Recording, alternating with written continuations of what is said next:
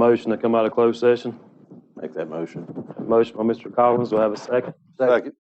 Okay. Start the vote with Mr. Horton. Yes. Mr. Bryant. Yes. Mr. Collins. Yes. Mr. Early. Yes. Mr. Moore. Yes. And I vote yes. I'm going to ask each board member to certify, whereas the Carroll County Board of Supervisors convened a closed session this date pursuant to an affirmative recorded vote and on the motion to close the meeting in accordance with the Virginia Freedom of Information Act. Whereas Section 2.2-3711D of the Code of Virginia requires certification by the Board of Supervisors that such closed session was conducted in conformity with Virginia law. And we went under closed session under Section 2.2-3711A1, A6, and A3. Now therefore be it resolved that the Carroll County Board of Supervisors hereby certifies that to the best of each member's knowledge, only public business matters lawfully exempted from open meeting requirements under the Virginia Freedom of Information Act were heard, discussed, or considered in the closed session to which this certification applies. And only such business matters as were identified in the motion by which this closed session was convened were heard, discussed, or considered in the meeting to which the certification applies. I'll ask each member to certify, starting with Mr. Early. I so certify. Mr. Bryant. I so certify. Mr. Horton. I so certify. Mr. Collins. I so certify. Mr. Moore. I so certify. And I so certify. Okay, next on the agenda is invocation and pledge. I'm going to ask Pastor Mike Hall from Woodlawn Pentecostal Church if you want to say a couple of quick things about your church and service and lead us in prayer. You can face us, it'll be fine. Yeah, just use the microphone. Y'all need it worse than they do. Yes, I'm Pastor Mike from the Woodlawn PH Church in downtown Woodlawn.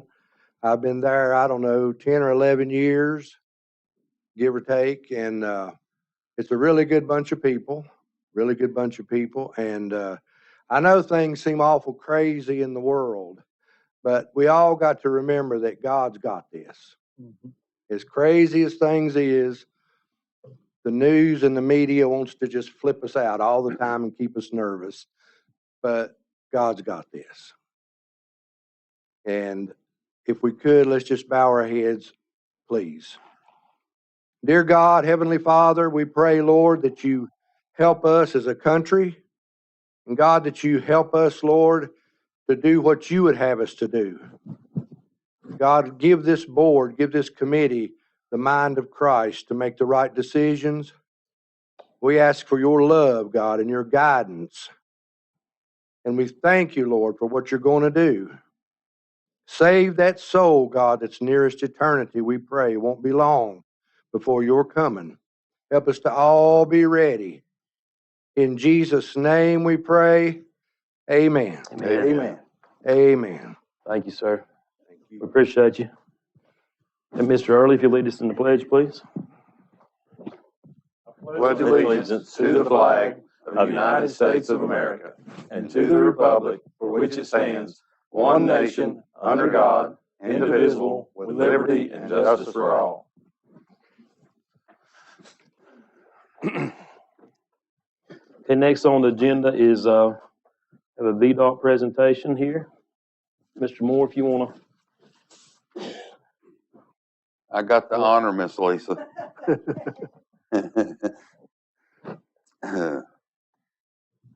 Make us all sad.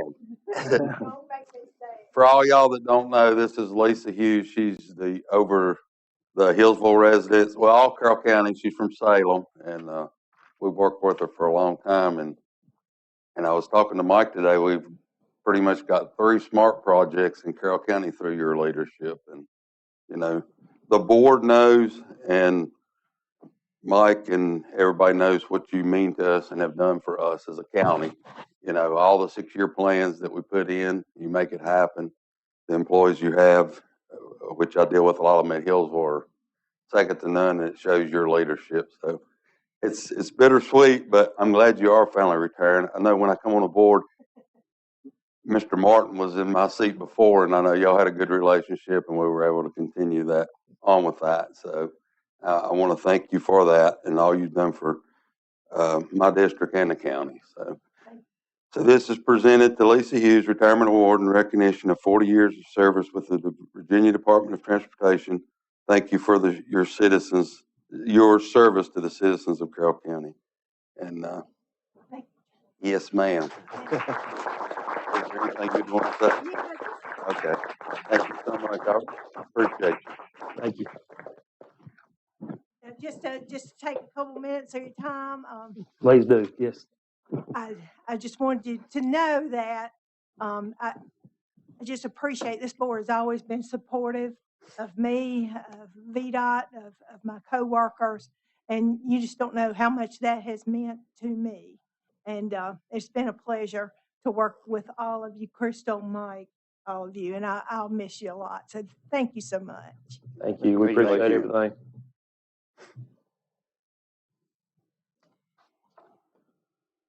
Okay, next on the agenda is citizens' time, public comment. We do have a few things to go over. Public comment offers citizens the opportunity to address the board, either in person or in writing. Please be advised that outbursts or disruptive behavior will not be tolerated. Please direct all comments to the board as a whole, refraining from addressing an individual board member or employees of the board or county. Personal attacks will not be tolerated, as well as vulgar or profane language. Scope of topics, comments should pertain to issues within the purview of the Board of Local Government. And question and answer public comment is not a question and answer session. Board members will not respond to questions during public commenting without permission from the chair. And as always, each speaker will be allocated 3 minutes for their comments. Okay, and we will start with Brian Bowman.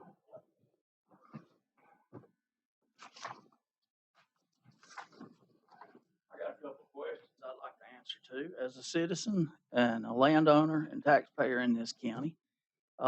The jobs that was created at Pluck that everybody was on board with, the 120 jobs, I was told they was filled last week, 107 of them with H-2A workers. How is that not a slap to the county citizens?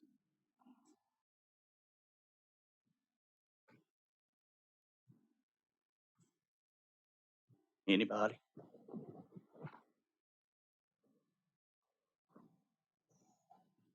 Anybody?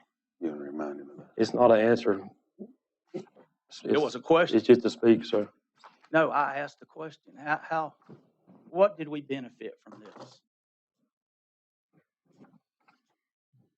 That was a question. Mr. Early, you represent me. Answer my question, please.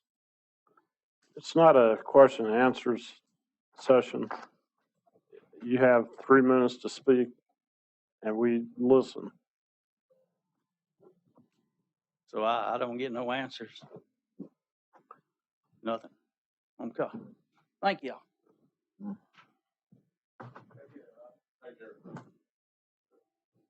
Okay, Joshua Millway.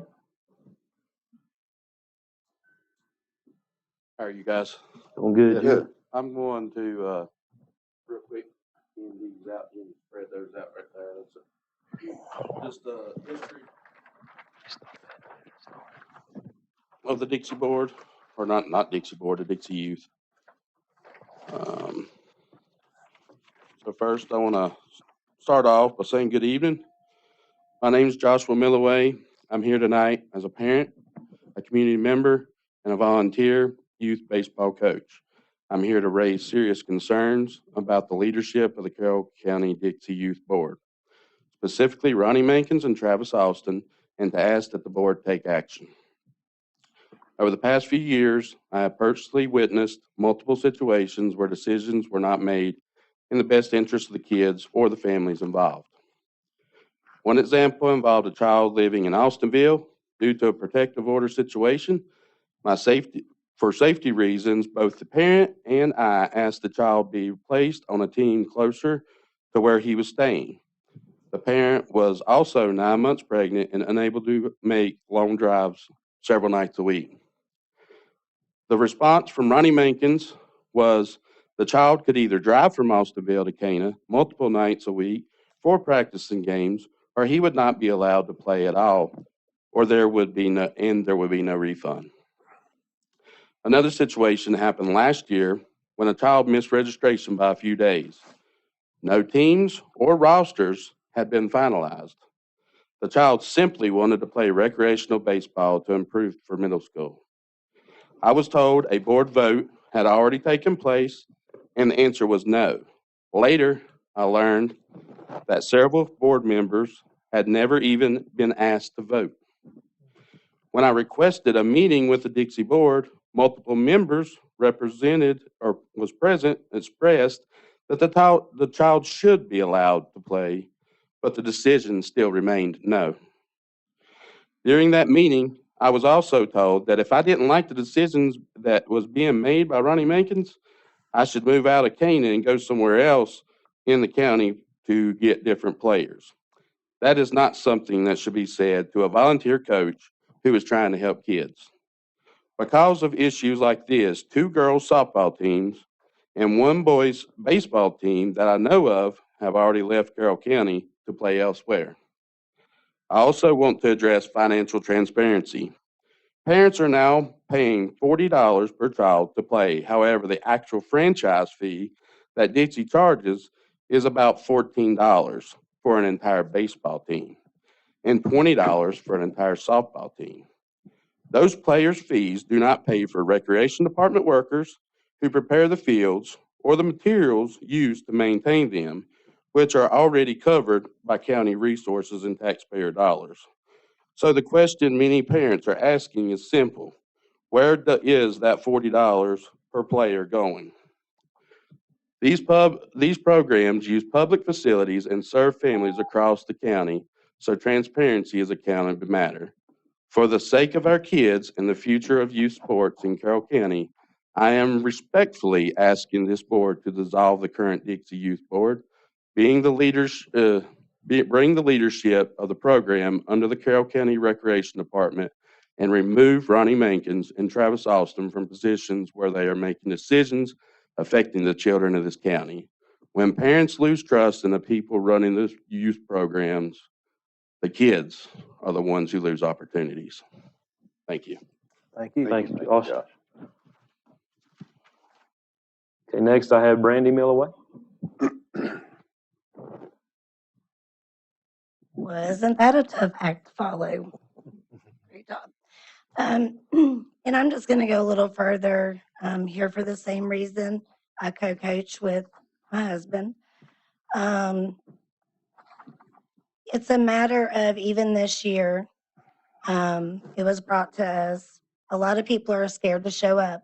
Therefore, we only have 4 of us here to speak for the community. That speaks volumes. We should be supporting our community. That's what we're here for. Our children, they are our future. That's what we're building. So there was a boy that was allowed to sign up late this year. But then a little girl called and asked to sign up. She was not allowed to sign up. Sign-ups had closed, so she has now went to another state as well to play. There is another team, which makes the 4th team, that has left Carroll County. When my son, I'm a mother of 7, I've had several come through Carroll County. When my 27-year-old first started in the rec department, I was brand new to Carroll. Didn't know anything about baseball, didn't know anything about rec department here. We had so many teams that we had an Americans and a national. When we played Dixie, we ended up playing each other. The winner of that team was the team that went to Dixie. And of course, we did the tryouts. Kids were pulled from different teams. We played 4 to 5 games last year with the $30 that was paid, not to mention the hats, the shirts, because you have to have your uniform, or the parents that actually had to volunteer to umpire our games because we didn't have one to show up. So I am as well asking that you please take under consideration to make Kurt over the Dixie under the rec, just like most of the rec departments do. Thank you for your time. Thank you. Thank you. Okay, I have Ms. Payne. I'm sorry. I had it right, but I was afraid to say it. So my name is Chenoa Payne. I've never been to one of these things. It's kind of cool. Makes me kind of feel professional, although I look like kind of bad. I just come from softball practice in Cana with a bunch of 13 and under girls. And I too am here for what Josh and Brandy are here for. My daughter is 10 years old, and we've lived in Cana since she was born, since my 15-year-old son was born. And Shaylee has never played in Dixie due to the horror stories coming from Dixie. I can't say that I have had a personal issue there, but when everyone looks at you, and I think of people like Allison Dalton that has a starter as a freshman on the varsity team at Carroll County, I think about people like her, and I'm like, and she looked at me dead in the face, and she said, "Don't let her play in Carroll. Get her out of here." So I took the team. I took a bunch of Cana girls, a bunch of Hillsville girls. I got some Laurel girls, and I got them together, and I take them to Surrey County, and I play. And we're playing in 13U this year because I had 5 age out of 10U last year. I know that Chris Smith is a standing board member of the rec board, and he too is taking a 10U team to Surrey County and not signing them up in Carroll County. And this is somebody that stands on that board that is not taking his daughter to Carroll County. So I met him Sunday for the first time at the coaches meeting in Surrey County yesterday. And that's how I found that out, because one guy was like, "Hey, I guess you are from the same entity." And I said, "I don't know that guy." And he said, "Well, he's out of Carroll." And so he shared his story with me. And I wish he was here to share his story, but I won't share his story because it's not my story to tell. But I will say this. I don't know the bylaws of the Dixie board. I wish I did. I wish it was a little bit more transparent, but I will tell you this. There's a standing member on that board that has pending felony charges for embezzlement of the Cana Booster Club. And I need you to understand something. My husband and I own Payne Construction and Concrete, and we donated over $25,000 to that booster club. And to have someone that is our neighbor, and I'm going to tell you this, a family member, to steal from you, that is deep. And to know that that is what's representing our youth. And I'm going to take it one step further, guys. He is a coach this year for a Dixie team, AAA 8U. He will be a coach because Ronnie Mankin said he does not have to answer to the Carroll Rec department because Carroll Rec fired him and told him he will never coach there. Now he's going to be in charge of getting a sponsorship to get uniforms for this 8U team. It's going to happen again. I know it's pending charges, and I understand that you're innocent till you're proven guilty, and I understand that, and I respect the justice system, but I'm asking the board to please consider. Kurt is an honest man. I think he's a trustworthy man, and I think he has the youth in mind. Please dissolve this board and let the recreation department take it from there. I think it's in the best interest. Thank you for your time. Thank you. Okay, next I have Miss Katie Horton. Hello. My husband was going to be here to talk. He's much more likable than me. But the Dixie board tonight decided that they do the softball coaches meeting during this meeting's time. So he couldn't make it if he wanted to stay a coach for Dixie this year. So he got me instead. And I'll read off my statement and just let you know he's still volunteering for Dixie, but he feels the same way, and that's why I'm here and I'm saying it. I respectfully urge the Carroll County Board of Supervisors to seriously consider taking oversight of the Dixie Youth softball and baseball programs and placing them under the Carroll County Rec Department. At present, many parents and community members feel that the current Dixie leadership structure is not serving the best interests of our children and families. Specifically, I believe the board should review the roles of Travis Austin and Ronnie Makins on the Carroll County Rec Committee and consider their removal. Over the past seasons, their leadership has contributed to decisions and outcomes that have left many families frustrated and disappointed. The recent fee increases imposed on parents through Dixie are unreasonable and difficult to justify. These higher costs do not appear to provide additional benefits, improved resources, or a better experience for our children. Parents are being asked to pay more while receiving less in return, which places unnecessary strain on families who want their children to participate in youth sports. As a mother and a woman, I have a major concern that softball is treated secondary to baseball. Our girls deserve the same respect, resources, and opportunities as their male counterparts. They should never be made to feel inferior. Youth sports should promote confidence, teamwork, and inclusion. Last season highlighted several serious issues that cannot be ignored. Numerous games were canceled, especially for the girls. And even when my husband and I went and cleaned the field. We took leaf blowers out there. We took mops. We went and wiped up all the mud and rain on the girls' softball field for them to play. Ronnie Makins and Travis came and said, we're taking that for the boys, and we're making up the boys' games, and the girls can go without. And that really bothered me. I'd taken the full day off. My husband left. He took a day off. Nichols, she took a day off.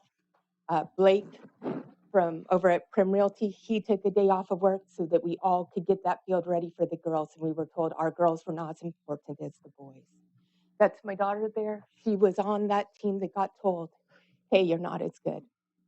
And her brother, her twin brother, plays for the boys team. It really hurt my heart as a mom, because right now, no one's paying to get in. We're all paying the same amount. The girls should get the same amount of time as the boys to play. Our children deserve better leadership and better organization, and the program that prioritizes fairness and communication. Unfortunately, the decisions and actions of Travis and Ronnie have demonstrated a pattern that suggests they are unwilling or unable to meet these expectations. For the sake of the children and families of Carroll County, I ask the Board of Supervisors to step in, reassess the program's current structure, and take the necessary steps to ensure that in our community, sports are managed in a way that truly serve the best interests of all participants. I feel that would be under the leadership of Kurt and his team at the rec department. Thank you for your time. Thank you.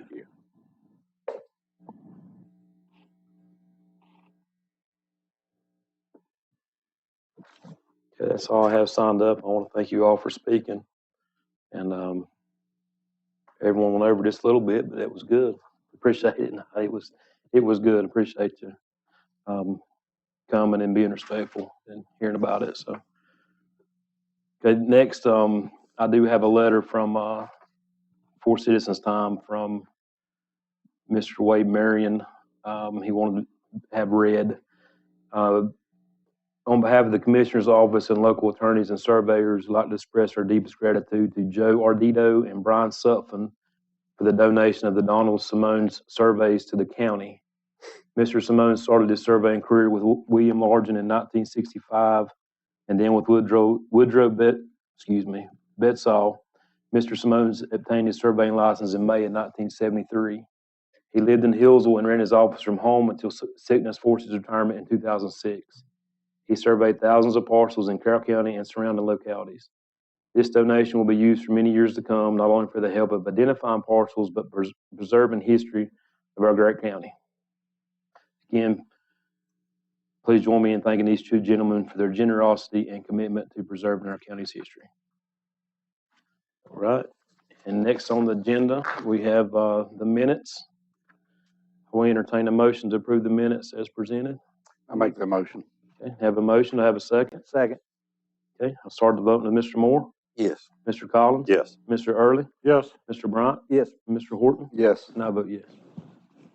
Okay, next on the agenda is the consent calendar that you received. I'll entertain a motion to approve the consent calendar as presented. I'll make that motion. Okay, motion by Mr. Early, second by Mr. Moore. Yeah. Okay, I'll start the vote with Mr. Collins. Yes. Mr. Early. Yes. Mr. Moore. Yes. Mr. Bryant. Yes. Mr. Horton. Yes. And I vote yes.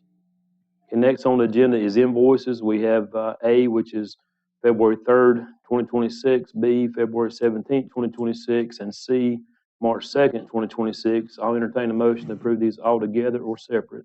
Make the motion to approve A, B, and C together. Okay, have a motion by Mr. Horton to approve A, B, and C together. Do I have a second? Second. Okay, second by Mr. Collins. We'll start the vote with Mr. Early. Yes. Mr. Moore. Yes. Mr. Collins. Yes. Mr. Bryant. Yes. Mr. Horton. Yes. And I vote yes. Okay, next on the agenda is under new business. We have a short presentation from Raft. You'll come up front, please, sir. Thank you, Mr. Chairman. Good evening, everyone. My name is Ian Baxter. I'm here from the UVA Weldon Cooper Center. I am going to give you all a brief update on our raft work that's been going on in the county for the last few months. I'm really excited to share some of the progress that some of our projects are making. So just a brief refresher on what we're trying to accomplish here. The raft is a 3-university partnership with UVA, Virginia Tech, and Old Dominion University. We're actually also partnering with UVA WISE during our work here in Carroll and in Dickinson counties. Really, the entire thrust of the thing is that we are looking to develop and build resilience in localities across Virginia. It's been running for about just over 10 years. It's offered at no cost to the locality. Basically, we're looking at community resilience through economic, social, and environmental resilience. We've been working in Carroll really since last spring. We conducted both a series of qualitative assessments, what we call community conversations, here in Hillsville and in Cana. We also had another meeting in Hillsville in September, as well as a scorecard that we completed in partnership with the locality staff. We also ended up developing what we call this opportunity list, which is basically a catalog of different items that we felt would be feasible to increase Carroll's resilience. We had a workshop with community members that basically selected 3 of those, with the locality selecting the remaining 2. And now we've been working on implementing those action items since September of last year. And so here's just a quick, really a quick overview of how we basically come up with this list. The opportunity list itself, we don't address every issue on it, but we leave it with locality to use potentially in the future. And so these are the 5 action items that we've been working on as an implementation team over the last 6 months or so. So we meet monthly here in this room with the implementation team. And I'll go into a little bit of detail about what each of these are doing and what they hope to accomplish and who's supporting them. I think the key thing about the raft is that we really serve as a conduit and a connector of resources from different universities, state agencies, and other partners to different initiatives that are community driven and community led. And so we're really excited to sort of give you all an update on the progress of some of these. And so actually, before I get into all of them, the 5 items that we've been working on are the establishment of a resilience committee, a recreation survey with the Parks and Rec Department and a subsequent analysis of the results, thinking about agritourism and how it fits into Carroll County's broader tourism strategy, developing and launching a Carroll County community calendar that's going to be hosted on the new Love Carroll website, and then also designing and hosting a grant writing workshop series. So the Resilience Committee, really what it is a framework for local leaders, community members, nonprofits, and emergency management personnel to form a committee that's going to be focused on preparing for and recovering from disasters. So what this committee really is looking to address is to coordinate supplies and support before and after disasters, really add to the county's sort of arsenal and toolkit for planning for emergencies, and also engaging with other localities to learn best practices. The recreation survey, I think there was a poster for it actually in the elevator on my way up this evening, but this is a countywide survey that's helping Parks and Rec Department learn about what residents like now and want to see in the future for indoor and outdoor recreation. So we worked with the Parks and Rec staff and some of our implementation team to help design that survey, and we actually got a commitment from Old Dominion University's Center for Social Science Research to produce a report sort of analyzing what they found. And then they're going to report on that to you all to kind of give you some of the big takeaways from that. And hopefully that gets sort of implemented as a part of the Parks and Rec Department's future actions. We're also looking at agritourism, so thinking about developing strategies to position the county as a hub for agritourism, and also exploring opportunities for an agribusiness economic development strategy. So the key action item with this piece is that we're working with the Virginia Tourism Corporation's destination, I forget what DMO stands for exactly, but it's a strategic planning process that's starting to happen here in the county. We're going to be sort of working in conjunction with that effort, specifically on agritourism best practices and case studies. And we'll be hosting some listening sessions in May at each of the community centers here in Carroll. And then we're also potentially looking to apply for a Go Virginia planning grant, specifically focusing on agribusiness strategic planning sometime later this spring. And that would be potentially a multi-jurisdiction effort, but we're still figuring out some of the details. I also wanted to highlight a partnership that we've created or sort of solidified with the Virginia Tech Center for Economic and Community Engagement. We're working with someone there who is working with a series of students on a toolkit called the Planning for Agriculture in Virginia Toolkit. And so this is basically an opportunity to share some of the best practices and and different things that are happening across the state with farmers and producers here in Carroll County. So really excited about that partnership, and that will get going probably later in March. That we'll be meeting with some of the folks on our implementation team. The community calendar is really an awesome initiative that fits already into the current update that's happening on the new Love Carroll website. So the idea with this is it's developing a standardized calendar for community events to be hosted on this website. Basically, the team decided to sort of develop a standard process for event submission so that if you were looking to host an event in Carroll County and wanted it to be publicized in a place where all the rest of the events are going to be, you'd be able to log into this portal, submit something, staff would review, and then it would be publicized on the same place. And then we're also working to figure out how to better integrate this into other websites and community spaces across the county. We actually have some awesome UVA computer science students that are going to be working on this initiative in partnership with Brooke and her team. And then our last action item that we're also really excited about is developing a grant writing workshop or a sort of a curriculum designed to help participants identify funding sources, develop competitive applications, and design sustainable projects aligned with their community goals. So what we've done already is circulated a community survey through different channels like the Twin County Community Foundation and Chamber of Commerce here in Carroll, and trying to get feedback from small businesses, community organizations, and other community partners to basically learn what they want out of a potential sort of grant writing 101 course. We're working in partnership with a faculty member from the VCU School of Education and Wilder School of Government and Public Affairs, who's a grant writing expert. And so we're taking that survey data and basically putting it together into a curriculum that will hopefully be able to be replicated in the future, but would happen over the course of late spring and summer here in Carroll. And so, yeah, these are some of our next steps. So like I mentioned, we're going to have some community meetings for this agritourism initiative. The grant writing workshop is still live. And so folks are encouraged to take that, as well as the recreation survey, which I think is a few more weeks. We're also going to be having some listening sessions for the resilience committee. So thinking about meeting with different emergency management personnel, faith leaders that are really involved in disaster management and cleanup in the county.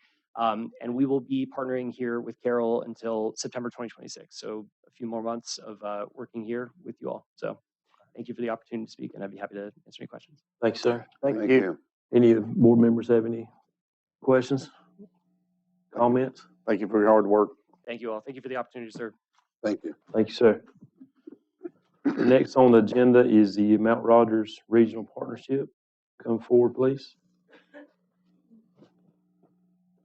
Thank you, Mr. Chair and fellow board members, for having me here to do a short presentation on our organization. For those of you who don't know me, my name is Ashlyn Shrewsbury, and I am the Executive Director for Mount Rogers Regional Partnership.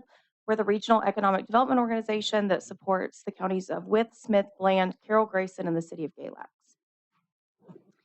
So my presentation will go over a quick overview of our organization, my role with the Blue Ridge Crossroads Economic Development Authority, which Carroll is a member of, a look back at our fiscal year and review from 2025, and I'll look forward at our current activities and upcoming projects in the current fiscal year.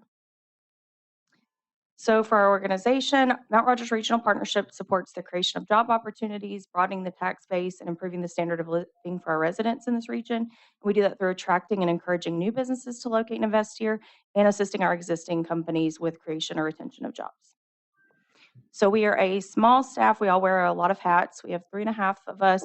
So as the executive director, I work on regional economic development planning, project and prospect and special project management for all of our localities. I also serve as the director for our 2 regional industrial facilities authorities. One of those is Reseda. The other one is Pathway Regional Industrial Facilities Authority. I also do the lead generation for the localities. Then our deputy director oversees our talent solutions programs, leads our business retention and expansion, and also does our investor relations. We have a director of marketing and communications and a part-time office administrator.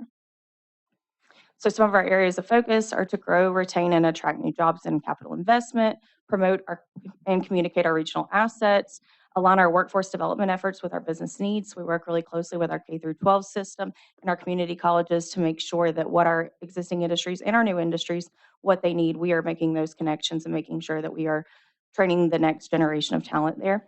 We're providing leadership and economic development strategy and identifying and initiating efforts to improve our business climate. So just a little bit of background on how a lot of our prospect leads come to be. We do work with lead generation firms. I also do lead generation where I go out and try to be proactive at trade shows and conferences and call trips to get these leads for us. But a lot of our leads do come from the Virginia Economic Development Partnership. They are at the state organization. From there, they filter down through the regional group, which we are, and then we reach out to our RIFAs, our IDAs, our EDAs, any of our localities with economic development staff, and then we also work really closely with our local government staff. As I mentioned, I also serve as the executive director for the Blue Ridge Crossroads Economic Development Authority. We're the regional industrial facilities authority that represents Carroll County, Grayson County, and the city of Galax. We're the owners of Wildwood Commerce Park right off of exit 19 here in Carroll County.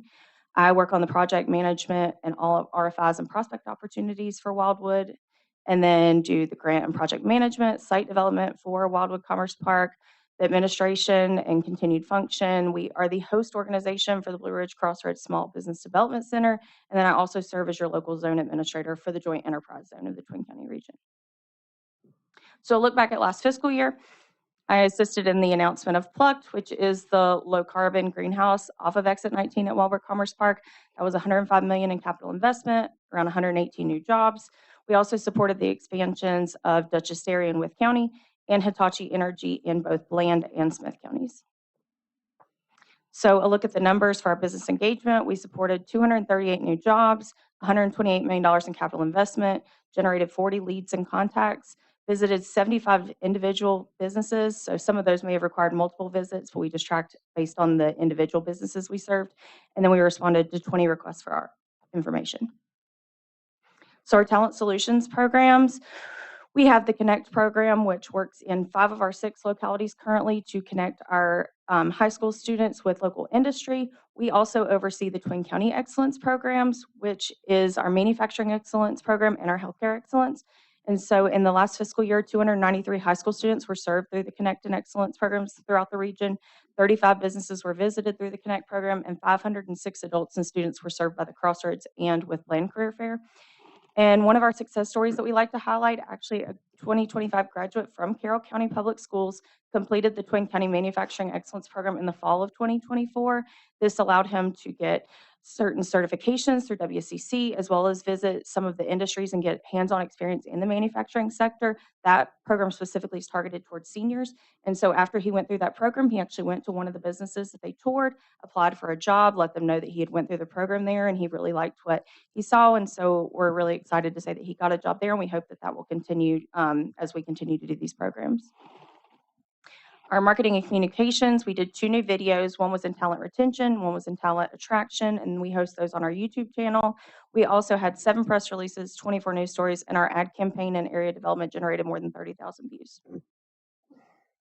So some special projects that we've worked on.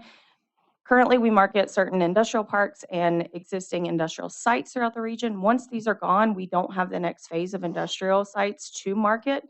And as you all know, economic development is a long-term game, especially in rural communities. It can oftentimes take 15, 20 years to purchase a property, get the due diligence done on it, get it graded, get it pad ready for these businesses. So it can take a long time to get those in the pipeline. And so we actually were able to get a grant from the Tobacco Commission and Go Virginia in order to do a regional site study for all 6 of our localities in the region. We worked with a stakeholder group and Timmons Group out of Richmond to conduct a study on this, and we were able to down select to 10 sites that were identified for our next phase of industrial development, and we will continue to work with our local administrators on seeing whether any of those sites are of interest to purchase in the future, either on a locality basis or on a more regional approach. We also worked on the Wildwood Site 1 due diligence and design service project, Pathway Park site access improvements, and Pathway Park target industry study. So some examples of our lead generation, as I mentioned, we like to be proactive, go out there and try to cultivate these leads ourselves. And so some examples of this during the last fiscal year were an ag tech call trip with our state organization. We had a TPM 25, which was a logistics lead generation event, Select USA, which focuses on attracting foreign direct investment. We also participate in legislative days. So our organization recently led a delegation of local leadership here to meet with our local representatives in Richmond and connect and share our local and regional priorities. So some activities to date and looking ahead at our current fiscal year. So we did a new sites video to market our industrial parks and additional sites throughout the region, and we did that with the help of a grant from the Tobacco Commission. We also were awarded a new tobacco grant in order to do lead generation and marketing. And so one of the tasks we did through this was to actually have our whole entire region and all the localities certified as an FDI qualified community. So we worked with an organization that works closely with European companies looking to relocate or expand here in the US. And they came here for a site visit, did a desktop analysis, and they were able to match that the assets that we have here in the region are what the European companies are looking for when they're looking to relocate or expand here in the US.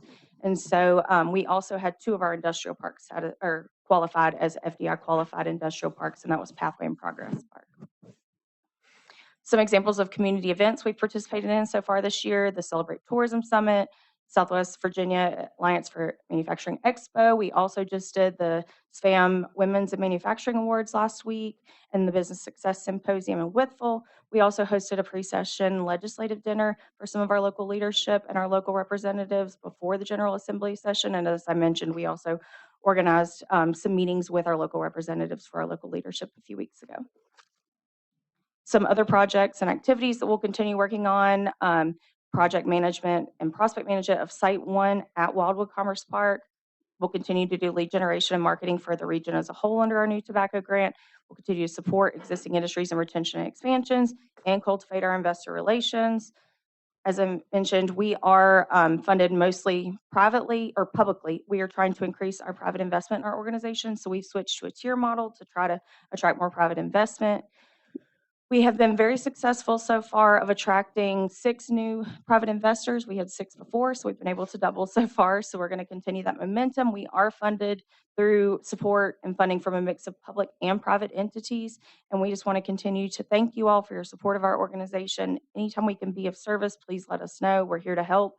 And if you have any questions, my contact information is at the back of the presentation.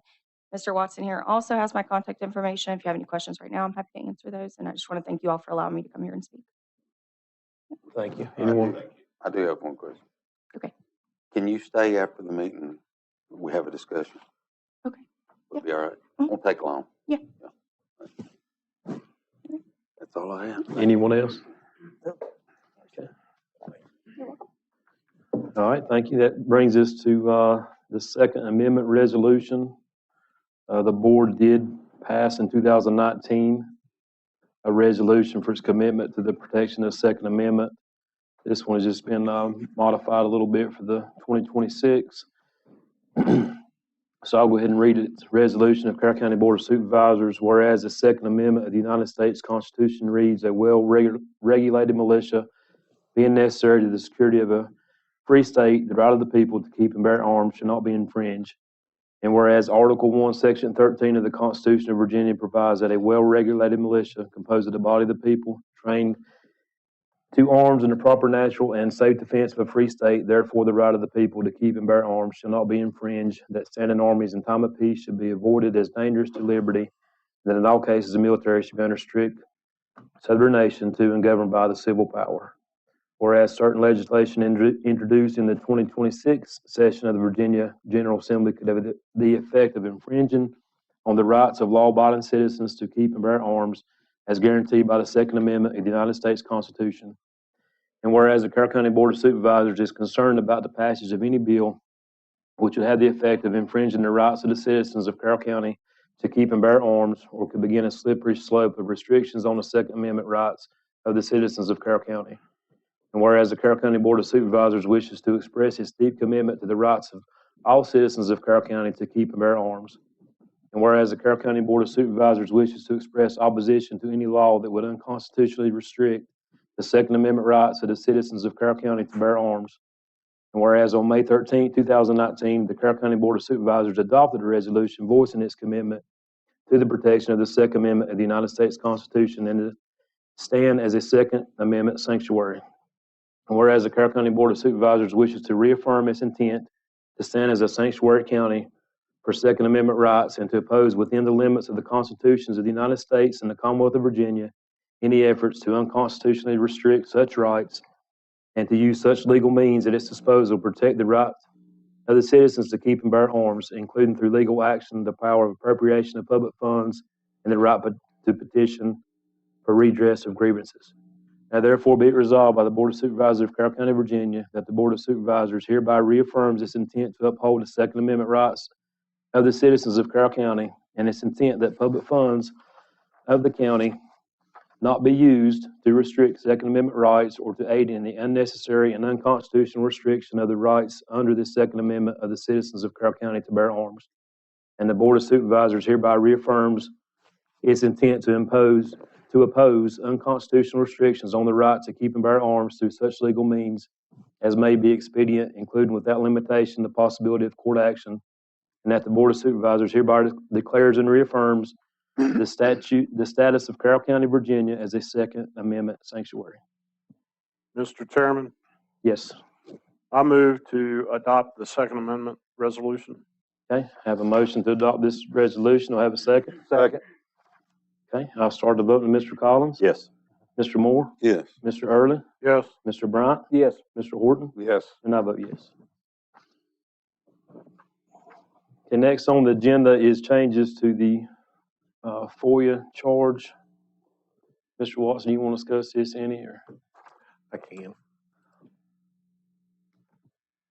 Just a second. Freedom of information charge. What we're trying to do is align more with what the state Freedom of Information Act goes through. The state, in the past, we've had charges. We charge per page, and it doesn't recuperate any of your costs. So what this allows you to do is charge the actual cost to prepare the document. So it wouldn't be making money. It would be at a certain rate for the most qualified person at the lower rate. So it wouldn't be my salary to find something. It would be someone else in order to do it. And what this does, like I said, morally aligns to what the state allows. Okay. I'll entertain a motion to approve the new charges. I'll make the motion. A motion from Mr. Horton. Do I have a second? Second. Any discussion on the matter? If not, start the voting to Mr. Horton, Yes. Mr. Bryant, Yes. Mr. Collins. Yes. Mr. Early, Yes. Mr. Moore, Yes. and I vote yes. And next on the agenda is the quarterly appropriations that you received in your packet. I'll entertain a motion to approve these. I'll make that motion. We approve it. Okay, a motion from Mr. Bryant. Do I have a second? Second. Any discussion? Okay, if not, I'll start with the vote of Mr. Collins. Yes. Mr. Early, Yes. Mr. Moore, Yes. Mr. Bryant, Yes. Mr. Horton, Yes. and I vote yes. Okay, next on the agenda is the American Red Cross Month that you received this March to celebrate American Red Cross Month. Whereas by recognizing the compassionate acts of people in Carroll County, and therefore by renewing our commitment to lend a helping hand to our neighbors in need. Since Clara Barton founded the American Red Cross more than 140 years ago, generation after generation has stepped up to deliver relief and care across our country and around the world, bringing out the best of humanity in times of crisis, advances this noble mission of volunteers and supporters who now give back to the Red Cross of Coastal Virginia remain unwavering in their commitment to prevent and alleviate human suffering in the face of today's emergencies. So I'll entertain a motion that this proclamation for American Red Cross Month. So moved. I'll second. Motion by Mr. Moore, second by Mr. Collins. Okay, I'll start the voting with Mr. Early, Yes. Mr. Bryant, Yes. Mr. Horton, Yes. Mr. Collins. Yes. Mr. Moore, Yes. and I vote yes. Okay, next on the agenda is the resolution opposing redistricting. A resolution of the Carroll County Board of Supervisors to oppose congressional redistricting that discards established processes and dilutes rural representation that you received. I'll entertain a motion that we accept this resolution. So moved. I have a motion. Do I have a second? Second. Okay, I'll start the voting. Mr. Collins? Yes. Mr. Early? Yes. Mr. Moore? Yes. Mr. Bryant? Yes. And Mr. Horton? Yes. I vote yes. And next on the agenda is old business. Does anyone have any old business? Mr. Chairman, as this board is aware, a couple months back, I was appointed as the representative from the county on the Carroll Wellness Center Board. I resigned from that appointment immediately and would like to nominate Felicia Bowman to take my place. Okay. I have a motion to nominate Felicia Bowman to the Carroll Wellness Center Board. Do I have a second? Second. Okay, I'll start the voting with Mr. Moore, Yes. Mr. Early, Yes. Mr. Collins, Yes. Mr. Bryant, Yes. Mr. Horton, Yes. and I vote yes. Is there any other old business? Mr. Chairman, I'd like to make a motion for Mr. Jett for the Planning Commission. I have a motion to put nominate Franklin Jett back on the Planning Commission. Have a second? Second. Okay, we'll start the voting with Mr. Early, Yes. Mr. Bryant, Yes. Mr. Collins, Yes. Mr. Horton, Yes. Mr. Moore, Yes. and I vote yes. Mr. Chairman, I'd like to nominate Mr. Naaman Strickland to continue on the Planning Commission Board. Okay, have a nomination for Naaman Strickland, reappoint to the Planning Commission. Do I have a second? Second. Okay, I'll start the voting with Mr. Moore, Yes. Mr. Collins, Yes. Mr. Early, Yes. Mr. Bryant, Yes. Mr. Horton, Yes. and I vote yes. Mr. Chairman, I'd like to make a motion for Beverly Tipton on the Planning Commission Board. Okay, have a motion to reappoint Ms. Tipton to the Planning Commission. Do I have a second? Second. Okay, I'll start the voting with Mr. Early, Yes. Mr. Bryant, Yes. Mr. Horton, Yes. Mr. Collins, Yes. Mr. Moore, Yes. and I vote yes. Any more old business?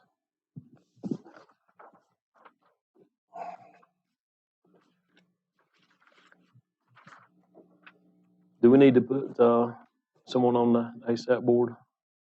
Ms. Carrico that's applied, but she, Let me make that nomination. We got to interview her. Yeah, we need to. oh yeah, I guess we need to. Okay, we'll bring her in next month. All right. Okay, we'll move on to board member comments. I will start with Mr. Early. Thank you, Mr. Chairman. I am in my fifth concurrent year on this board, and it has been quite a pleasure. I look forward to the next 4 years. As we are all aware, most of the complaints we receive as board members center around real estate appraisals and taxes. But a very close second is the Dixie League. And what I heard tonight goes right along with other stories I've heard from other parents and people that participate in the Dixie League. And therefore, I would like to make a motion that the Dixie League board be dissolved and the Dixie League be placed underneath the Kurt at the rec department. Okay, I have a motion. Do I have a second? I'll second it. Any discussion? Yeah, I have some. Okay. And if it's okay, Mr. Chairman, could I speak with some of the ones that brought it up Sure. tonight? Yes. So, I do have a couple things, as y'all well know. I've been on the Dixie Committee since 2020, since COVID come. That's why the board was put in place, was to do that. For the last 4 years, I was the district director for the girls for the state. This is my first year that I'm no longer on the Dixie board.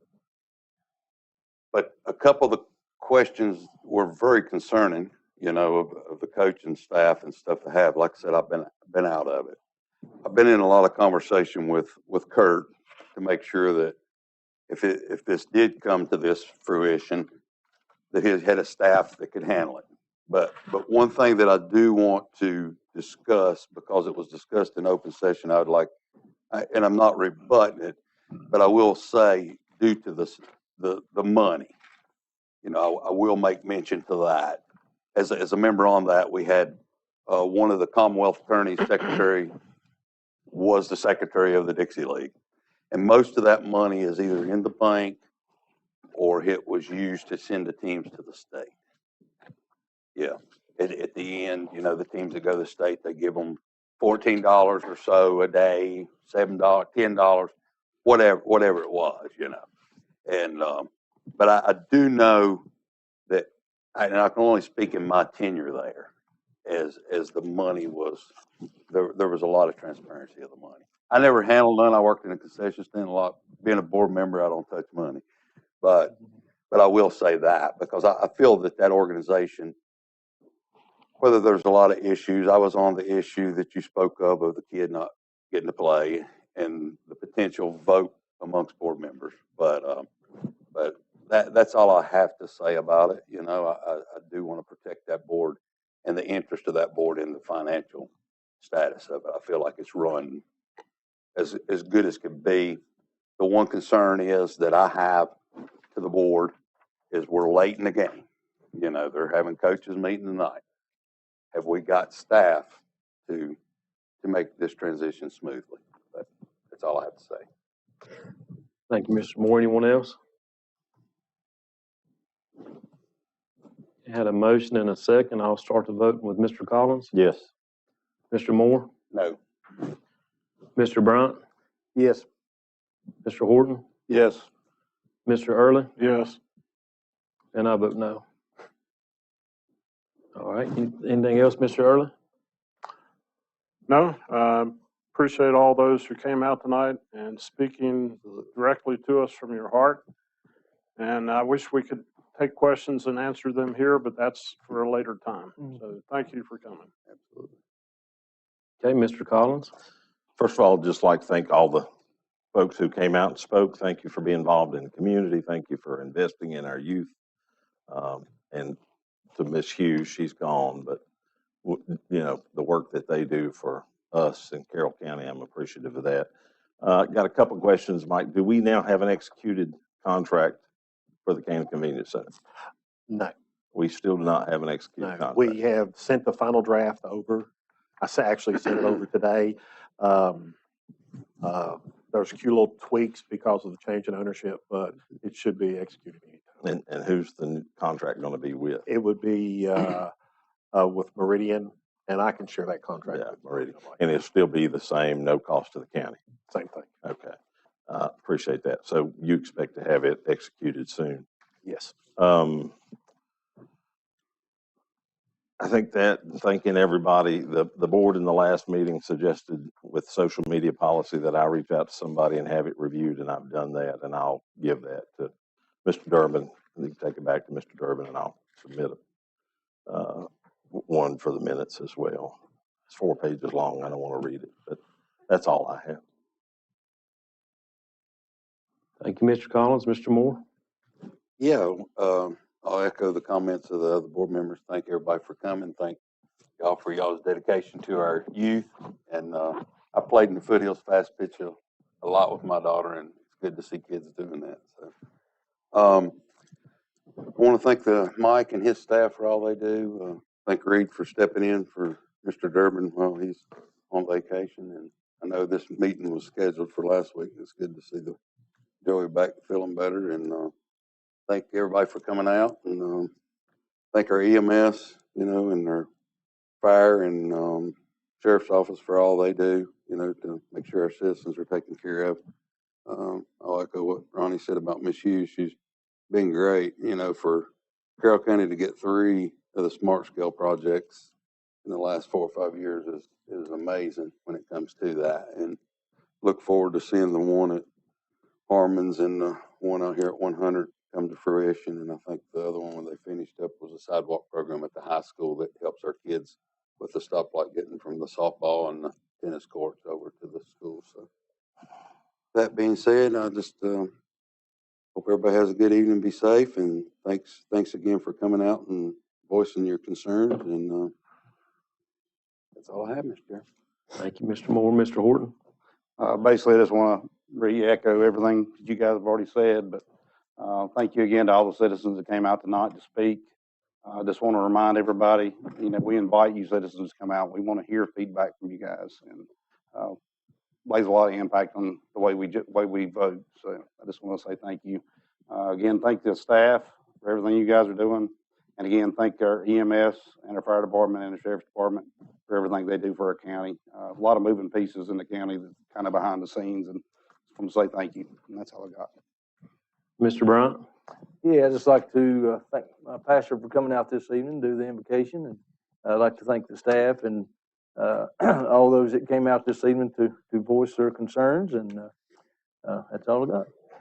Thank you, Mr. Bryant. Yeah, I just like to thank everyone for coming out and you being so respectful and everything. We appreciate your concerns, and there's a lot to, listen to and bring up, and I understand. I just hope that they're ready. It's kind of why we're so far in, but I do appreciate you coming. And Mr. Hall, appreciate you coming. It was a great prayer, and we thank you. Thank you, sir. One thing I do have, we do have tires left from the Caney Convenience Center. Mr. Watson, I have pictures of these that we passed them on the board. The previous operator has been paid for these tires. They're $6 per tire, $6 per tire, $8 per tire with a rim, I think it is, and $8 for large tires. But there's several tires there. If we can send him a notice, give him 30 days to have them cleaned up and sent to the Hills of landfill, which was the agreement to begin with. Since he's been paid for them, I would appreciate it. And other than that, that's all I have. I'll entertain a motion for adjournment. County Administrator. Oh, sorry, Mr. Watson, do you have anything? No, I don't have anything. Thank you. Attorney comments? Thank you for filling in, sir. Okay, I'll entertain a motion for adjournment. So moved. Have a second? Second. Okay, started voting. Mr. Collins? Yes. Mr. Bryant? Yes. Mr. Horton? Yes. Mr. Early? Yes. Mr. Moore? Yes. And I vote yes.